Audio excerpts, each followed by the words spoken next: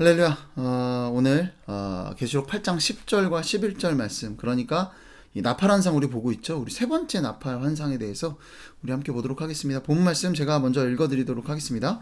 셋째 천사가 나팔을 부니 횃불같이 타는 큰 별이 하늘에서 떨어져 강들의 3분의 1과 여러 물샘에 떨어지니 이 별 이름은 쓴쑥이라. 물의 3분의 1이 쓴쑥이 되매 그 물이 쓴물이 되므로 많은 사람이 죽더라. 아멘. 횃불같이 타는 큰 별이 하늘에서 떨어져서 이 강들의 3분의 1이 3분의 1과 여러 물샘에 떨어졌다고 합니다. 이 앞서서 바다가 피로 변하는 사건이 있었죠. 바다는 어떻게 보면 우리 식수와는 좀 거리가 먼데 오늘 등장하는 이 물들은 먹는 물에 해당하는 그런 물입니다. 자, 그런데 그 물의 3분의 1의 그 큰 별이, 불붙은 큰 별이 떨어져서 어떻게 됐다? 쓴쑥이 됐다고 해요.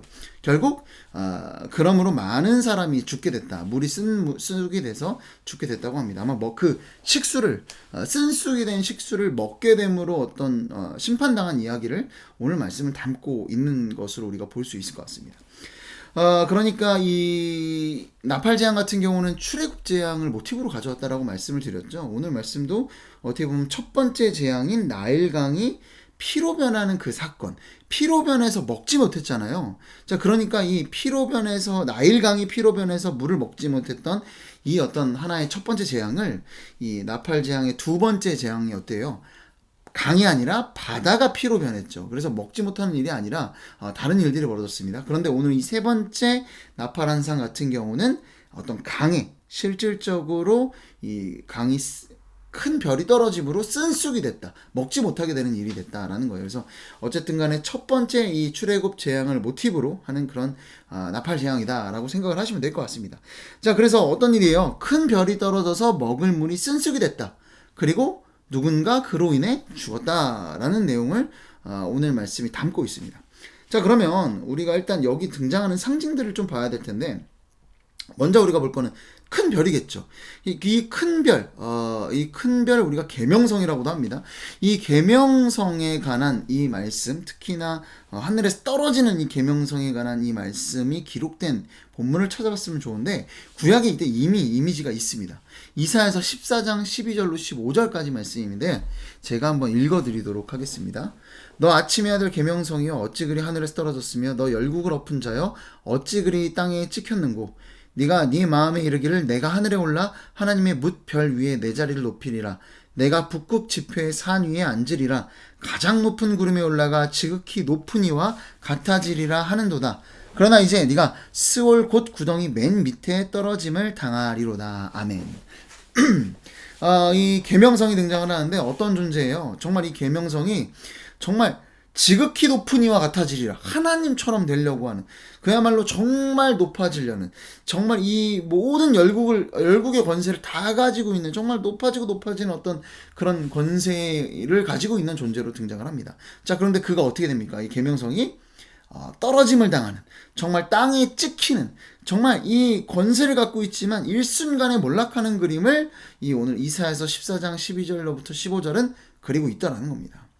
자, 그래서 이 계명성, 이 이사야서의 내용을 보면 어떤 내용이냐면 이 바벨론 제국의 몰락을 그리고 있습니다. 그러니까 하나님이 어떻게 보면 세우신 이 제국인 거죠. 그런데 이 제국이 정말 높아지고 하나님처럼 되려고 하는 이 제국이 권세가 아무것도 아니라는 거예요. 하루아침에 몰락하는 장면을 그립니다. 그래서 이 계명성 같은 경우는 바벨론 그 자체로 이야기를 하기도 하고요. 혹은 이 계명성의 수호천사로 이야기를 합니다. 자, 그러니까 이 바벨론의 수호천사가 계명성이라는 거죠.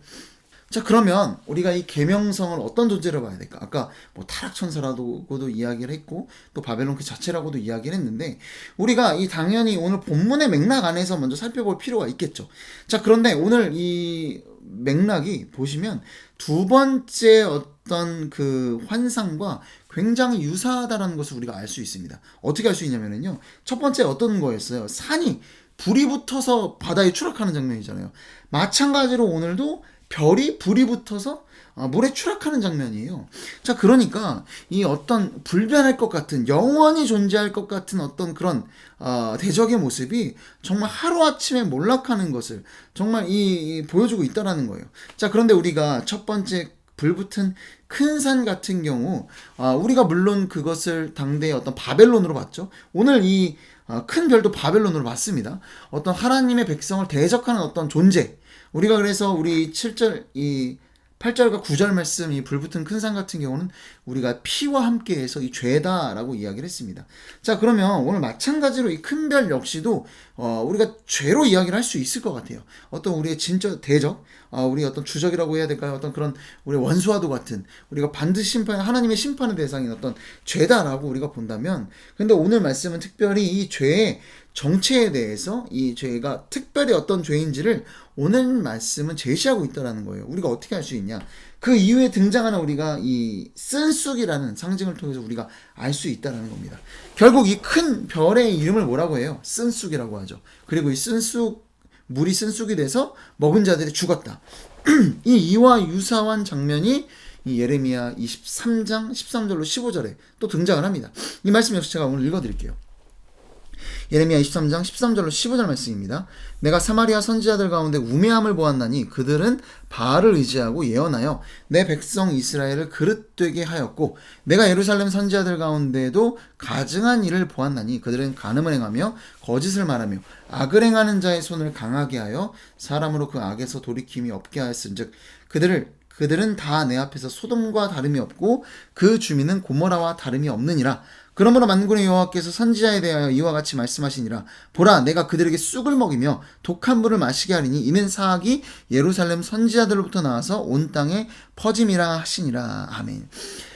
오늘 이 예레미야 23장의 말씀을 보시면 쓴쑥이 등장을 하는데, 이게 어떤 일이냐면 사마리아의 거짓 선지자들과 예루살렘의 거짓 선지자들에게 어떻게 보면 속아 넘어가서 바알 같은 이런 우상을 숭배하게 된 이스라엘 백성들에 대한 이야기입니다. 그런데 이렇게 속아서 이 거짓 선지자들의 어떤 그런 가르침에 속아서 우상 숭배한 이들은 마치 소돔과 고모라 주민과 다를 바가 없다라는 거예요. 그리고 그들에 대한 어떤 심판이 있습니다. 그런데 그 심판이 더 가혹할 것 같은 게 뭐냐면, 이 예레미야서 말씀을 보시면 이 사악이 예루살렘 선지자들로부터 나와서 온 땅에 퍼진대요. 그러니까 어떻게 보면 이 이스라엘 통해 하나님의 복음이 온 땅에 퍼져야 되는데, 그게 아니라 이 거짓된 가르침이 온 땅에 퍼지는, 뭐 일종의 이런 것 같아요. 요즘 보시면 막 외국에 나와 선교를 하려고 하잖아요. 가면 이미 나와 있어요. 뭐 하나님의 교회나 뭐 신천지나 이런 이단들이 이미 먼저 나와서 거기서 복음을 전하고 있는 걸 볼 수 있다고 합니다. 어쨌든 이런 거와 같이 이 잘못된 가르침을 가지고 있는 교회, 뭐 이스라엘 백성 교회는 더 이 사명을 감당하지 않고 오히려 잘못된 가르침을 퍼뜨리기 때문에 더 심한, 어떻게 보면 소돔과 고모라 같은 그런 심판을 당해야 된다. 어떤 심판으로? 쓴쑥, 독한 물을 마시게 되는 그 심판에 대해 이야기를 하고 있다는 겁니다. 여러분, 결국 오늘 이 특별히 제가 큰 별은 죄, 우리의 대적, 죄라고 말씀드렸는데 또 어떤 죄로 우리가 볼 수 있습니까? 바로 우상숭배, 거짓된 가르침을 통해서 우리가 이 배우게는 우상숭배를 이야기한다라고 말씀드릴 수 있을 것 같습니다. 사실요, 이 교회 안의 우상숭배는 이 계시록 안에서 7교회에서 이미 여러 차례 등장을 했습니다. 보통 어떤 식으로 학자들은 예상을 하냐면요, 이 황제숭배를 할 경우에 모든 예를 들면 무역연합에 가입이 돼서 여러 가지 어떤 물질적인 어떤 경제적인 어떤 혜택을 누릴 수 있는 그런 게 되더라는 거예요. 그런데 이제 이런 이단들이 있었을 거라는 거죠. 예를 들면은 이거 잠깐 우상숭배 한다고 해서 무슨 문제가 되겠느냐. 세상에서 좀 우상숭배하고 그리고 교회에서 열심히 신앙생활하면 되는 거지. 뭐 이런 식의 이야기였던 거죠. 결국 이런 어떤 타협과 같은 류의 우상숭배들이 실제로 이 당시에 있었고, 그리고 이것에 관한 이야기를 지금 이야기하고 있다는 거예요. 자, 그런데 결국에는 이 우상숭배가 외부의 바깥의 이 우상숭배가 아니라 이스라엘 안에, 교회 안에 거짓된 가르침을 통해 나타난 교회 안에서의 우상숭배라고 말씀드렸습니다. 여러분, 근데 우리가 우상숭배하면은요, 일단은 나랑은 상관없을 것 같다는 생각 혹시 갖고 계시지 않나요? 여러분, 그렇잖아요. 혹시 제사를 지내시나요? 그래, 제사를 지내도 뭐 어떤 행위 그럴 수 있어요. 뭐 이걸 어떻게 제가 꼭 이것이 잘못됐다, 틀렸다라고 할 수는 없어요. 제사를 지내도 사실 그렇잖아요. 제사를 지내면서 내가 이거 지금 제사를 지내면서 조상님이 나를 도우실 거라는 생각을 하고 제사를 지내는 기독교인은 거의 없어요. 물론 그렇게 있다면 정말 문제가 있는 거지만. 자, 그리고 안 그래도 요즘 뭐 무속신앙에 관련된 이야기가 뉴스에 계속 나오긴 하는데 무슨 일 생기면 예수님 믿으면서 전보러 다니시는 분 얼마나 계시나요? 사실 거의 없습니다. 뭐 그 외에도 여러 가지 뭐 귀신 숭배나 여러 가지 샤머니즘 뭐 이런 것들 미신적인 것들이 있지만 그것을 정말 그 믿고 하는 기독교인이 사실 다수라고 보기는 어려워요. 여러분, 그런데 이런 거 생각하면 나는 우상 숭배랑은 좀 거리가 멀지. 나는 이 죄악으로부터는 위험하지 않지라고 생각을 할 수도 있습니다. 여러분, 그런데 우상 숭배라는 것이요, 단순히 무속신앙, 샤머니즘만 있는 것이 아니죠. 여러분, 성경에 등장하는 최초의 이스라엘 백성의 최초의 우상 숭배가 어디 나오나요? 바로 출애굽기에 나옵니다. 어디서? 시내산에서 모세가 하나님의 율법을 받으러 갔던 그 사이에 벌어졌던 일이에요. 어떤 일이 벌어지나요? 모세가 산에 올라가니까 혼란스러워지는 거예요. 지도자가 없으니까. 뭐 우리나라와 약간 유사한 것 같긴 하지만 지도자가 없으니까 이스라엘 백성이 아론에게 신을 만들어 달라라고 요청을 합니다. 그래서 금 장신구들을, 또 애굽에서 나오면서 애굽 사람들이 준 금 장신구들 막 귀걸이 이런 것들 막 뽑아가지고 녹였더니 뭐가 나오는 거예요? 송아지가, 금송아지가 탁 나오는 거죠. 자, 그런데 여러분, 이 금송아지 우상이 어떤 우상이었나요? 그 신이, 우상이 어떤 신을 형상화한 거였나요? 바알이었나요? 아세라였나요? 아니 뭐 천지신명이나 아기보살 뭐 이런 신이었나요? 아니죠. 그렇지 않더라는 겁니다. 출애굽기 32장 4절 말씀입니다. 아론이 그들의 손에서 금고리를 받아 부어서 조각칼로 새겨 송아지 형상을 만드니 그들이 말하되 이스라엘아, 이는 너희를 애굽 땅에서 인도해낸 너희의 신이로다 하는지라. 아멘. 최초의 우상을 만들었습니다. 자, 그런데 어떤 신을 우상으로 만든 건가요? 이스라엘 백성을 애굽 땅에서 인도해낸 너희들의 신이래요. 뭐라는 거예요? 우상을 만들. 이거는 여호와 하나님이다라고 이야기하고 있다는 겁니다. 여러분, 하나님. 자, 무슨 말이에요? 우리가 여호와 하나님을 섬기면서도 예수님을 믿으면서도 뭘 할 수 있다? 우상 숭배할 수 있다라는 이야기입니다. 여러분, 우리가 정말 열심히 교회를 다니고 있지만 그 행위가 우상 숭배가 될 수 있다라는 거예요. 여러분, 그러면 도대체 우상숭배가 뭘까? 우리가 이거 진짜 샤머니즘적인 것이 아니어도 우상숭배가 될 수 있다는 건데, 예수님을 믿으면서도 우상숭배가 될 수 있다는데 우상숭배가 뭘까? 여러분, 우상숭배에 대한 여러 정의와 개념들을 들어보셨으리라고 생각을 합니다. 뭐 하나님보다 우선시되는 어떤 무언가, 혹은 내가 하나님보다 신뢰하는 어떤 대상, 뭐 등등 이런 것들이 있어요. 그런데 저는 이 우상숭배에 있어서 여러 개념들이 있지만 공통된 특징이 있다라고 생각을 합니다. 자, 그게 뭐냐면은요, 이 이스라엘 백성의 우상숭배를 말하고 있는, 오늘 우리가 이 이스라엘 백성의 우상숭배 출애굽 때 이 금송아지 만든 거, 그 말씀에서 32장, 똑같은 출애굽기 32장 1절 말씀을 보면요, 이렇게 기록하고 있어요. 백성이 모세가 산에서 내려오미 더딤을 보고 모여 백성이 아론에게 이르러 말하되, 일어나라, 우리를 위하여 우리를 인도할 신을 만들라. 이 모세 곧 우리를 애굽 땅에서 인도해낸 사람은 어찌 되었는지 알지 못함이니라. 아멘. 자, 그리고 10계명에도 우상숭배하지 말라는 그 계명이 있죠. 자, 20장 출애굽기 20장 4절 말씀입니다. 제가 여기도 읽어드리도록 하겠습니다. 너를 위하여 새긴 우상을 만들지 말고 또 위로 하늘에 있는 것이나 아래로 땅에 있는 것이나 땅 아래 물속에 있는 것에 어떤 형상도 만들지 말며. 아멘.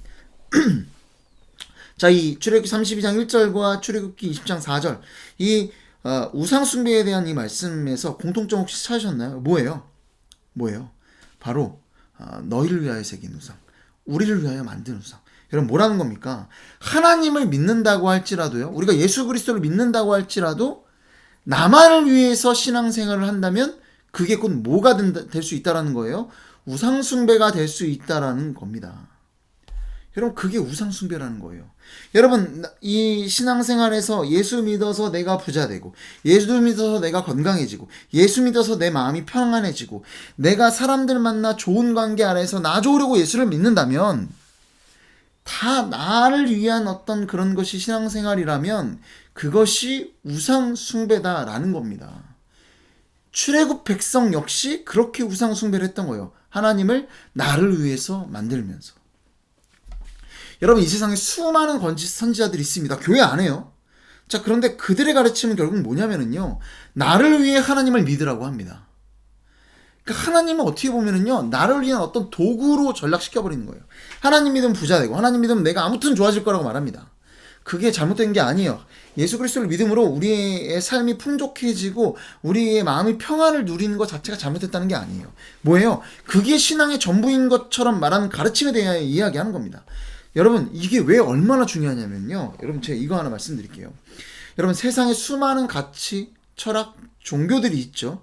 여러분, 그런데 이 모든 가치와 철학과 종교는요, 결국 무엇을 위해 존재할까요? 결국 뭐예요? 여러분, 나입니다. 나. 여러분, 전부 다 나예요. 다 나를 위한 거예요. 나의 행복을 위한 거고요. 내 정신 건강을 위한 거고요. 내가 잘 먹고 잘 살기 위한 게 다 이 세상에 있는 모든 것들입니다. 여러분, 그런데 기독교에서는 어떨까요? 여러분, 예수 믿는 건 뭐예요? 여러분, 우리 웨스트민스터 소요리 문답도 그렇고, 그렇죠? 첫 번째 문항, 인간의 제일 되는 목적을 우리는 뭐라고 이야기합니까? 여러분, 그렇습니다. 하나님을 영화롭게 하는 거예요. 나의 기쁨 다 놔줘라고 하는 거죠가 아니에요. 그거와 전면으로 반박합니다. 오히려 내 몸과 마음을 다해서 하나님을 사랑하라고 하고요.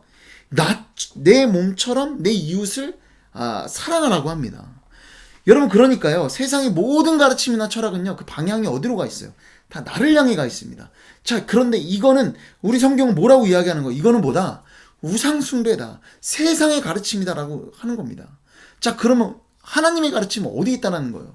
여러분, 기독교 신앙, 예수 그리스도를 믿는 신앙은 어떻게 있다는 거예요? 이 방향이 내가 아니라 밖을 향해 있다는 거예요. 이웃을 향해 있고요, 하나님을 향해 있다는 겁니다. 여러분, 거기에 예수 그리스도를 믿는 진짜가 있다는 것을 믿으시기 바랍니다. 여러분, 우리가 신앙생활 하면서도 이 모든 방향성이 자기중심성으로 나를 향해 가 있다면요, 그 우상숭배라는 거예요. 그것에 대해서 하나님께서 반드시 심판하시겠다. 오히려 뭐라고 이야기하는 거예요? 그 거짓 가르침에 대해서 소돔과 고모라 다를 바 없다고 이사야서에서 말씀하지 않습니까? 여러분, 오히려 더 문제 있는 정말 심각한 가르침이라는 거예요. 우리는 여기서 탈피해야 됩니다. 여러분, 우리의 신앙은요, 누구를 위한 거예요? 하나님을 위해서요. 그래서 우리가 예배를 드리는 데 있어서도 우리가 이거 하나 착각하지 않았으면 좋겠어요. 예배 드릴 때 좋은 예배의 조건이 뭐예요? 예배 드리면 뭐예요? 항상 예배 드리면 좋은 예배는 뭐예요? 은혜 많이 받은 예배. 뭔가 내가 많이 받은 예배가 좋은 예배라고 생각을 하잖아요. 여러분, 그런데 예배는 우리가 뭡니까? 예배는요, 서비스예요. 누구에게? 우리가 서비스 받는 시간인가요? 그렇지 않죠. 하나님께 드리는 시간입니다. 그 예배는요, 드린다고요. 예배는 보거나 받는 시간이 아니라 예배는 하나님께 드리는 시간입니다. 여러분, 그래서 예배에 정말 주된 거는요, 우리가 얼마만큼 받았는지가 중요한 게 아니라 우리가 얼마만큼 하나님께 드렸는지잖아요. 여러분, 그래서 우리의 신앙이 어떻게 해야 되겠습니까? 나를 위한 삶에서 정말 오늘 하루를 나를 어떻게 채울지를 고민하는 것이 예수 믿는 신앙인의 모습이 아니더라는 거예요. 어떻게 됩니까? 어떻게 내 이웃을 위해 살아갈까? 어떻게 하나님을 위해 살아갈까를 고민하고 오늘 하루 그 결단으로 살아내는 그것이 참된 그리스도인의 모습임을 잊지 않고 그렇게 오늘도 하나님의 은혜 가운데 하나님을 위해 내 이웃을 위해 살아가는 그런 복된 저와 여러분 되기를 소망합니다. 기도하겠습니다. 사랑하는 가 풍성하신 아버지 하나님, 교회 안의 우상 숭배에 대해 살펴보았습니다. 하나님을 믿으면서도 나를 위해 믿을 때 그것이 우상 숭배임을 다시 한번 말씀을 통해 배웁니다. 주님, 나를 위해 주님을 믿는 것이 아니라 내가 잘 되려고 내 마음에 평안을 이루려고 그러려고 예수님 믿는 것이 아니라 주님, 진정으로 내 이웃을 위해 하나님을 위해 그렇게 하나님 사랑을 위해 하나님의 영광을 위해 오늘 하루를 살아낼 수 있는 진정한 그리스도인의 모습으로 살아갈 수 있는 주님이 이 땅에 오셔서 나를 위해 죽으시고 부활하셨던 것처럼 하나님을 위해 살아갈 수 있는 우리 모두가 될 수 있도록 주님 도와주시옵소서. 이 모든 말씀 사랑이 많으신 예수 그리스도의 이름으로 기도드립니다. 아멘.